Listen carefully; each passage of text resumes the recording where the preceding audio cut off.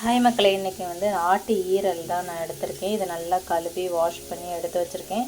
இதை தான் இப்போ நம்ம கிரேவி பண்ண போகிறோம். நான் ஆல்ரெடி வெங்காயம், தக்காளி, இஞ்சி பூண்டு பேஸ்ட் எல்லாத்தையுமே நான் போட்டு வதக்கிட்டேன் மக்களே. ஓரளவுக்கு நல்லா வதங்கிட்டு தக்காளி நான் அரை தான் போட்டிருக்கேன். இந்த நேரம் நல்லா வதங்கினதுக்கப்புறம் நீங்கள் ஈரலை போட்டுக்கோங்க. இது 1/4 கிலோ ஈரல். 1/4 கிலோ ஈரல் இங்கே என்ன ரேட்டுன்னு பார்த்தீங்க அப்படின்னா 200 ரூபா. கறியுமே அதே ரேட்டு தான் மக்களே. 1/4 கிலோ கறி வாங்கிட்டு வந்தாங்க, அதுவுமே 200 ரூபா தான். அப்போது 1 கிலோ 800 ரூபா ரேட்டுக்கு கொடுக்குறாங்க.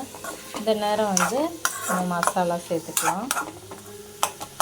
கொஞ்சம் நல்லா இதோட வதங்கினதுக்கப்புறம் நம்ம தண்ணி ஊற்றி கொஞ்சம் நல்லா கொதிக்க வைக்கணும். அப்போ தான் அது வேகும் பார்த்துக்கோங்க.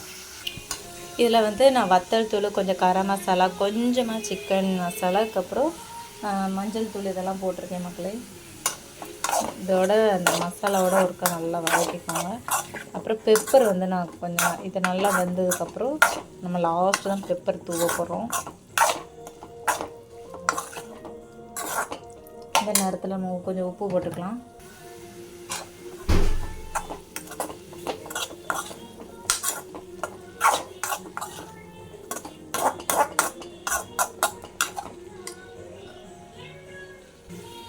இப்போ கொஞ்சமாக தண்ணி ஊற்றி, இது ரொம்ப தண்ணி ஊற்றி கிரேவி மாதிரி வேண்டாம், கொஞ்சம் வறட்டியாட்டு நம்ம இது பண்ணிக்கலாம். இப்போ ஒரு மூடி போட்டு மூடி வச்சுருந்தா கொஞ்சம் நல்லா வேகட்டு.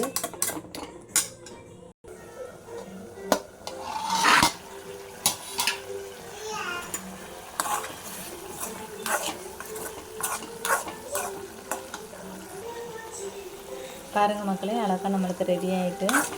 இன்னும் கொஞ்சம் அந்த தண்ணி வற்றணும். அதனால தான் நான் கொஞ்சம் அடுப்புலேயே போட்டிருக்கேன். இந்த நேரம் நான் உப்பெல்லாம் பார்த்துக்கிட்டேன் மக்களே. உப்பெல்லாம் கரெக்டாக இருக்குது.